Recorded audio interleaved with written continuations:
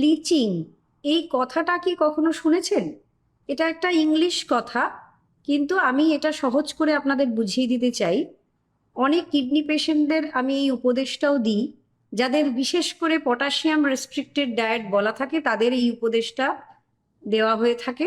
সেটা হচ্ছে, যদি কাটা সবজি আধ ঘন্টা, যদি একটু জলে মিনিমাম আধ ঘন্টা, এর থেকে বেশিও ভেজাতে পারেন, কিন্তু যারা তাড়াতাড়ি রান্না করতে চান, আধ ঘন্টা যদি একটু উষ্ণ গরম জলে বা ভালো গরম জলে একটু ভিজিয়ে রাখেন, তারপরে এই জলটা ফেলে দিয়ে যদি রান্না করেন, সেটা কিন্তু কিছুটা হলেও পটাশিয়াম রেস্ট্রিকশন করা যায়।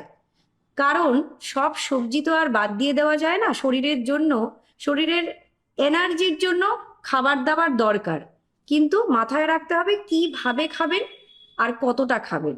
তো সেই জন্য এটা একটা প্রসিডিওর, যেটা আপনাদের জানিয়ে দিলাম কিডনি পেশেন্টদের বা যাদের পটাশিয়াম রেস্ট্রিক্টেড ডায়েট বলা হয় তাদের জন্য। ভালো থাকবেন।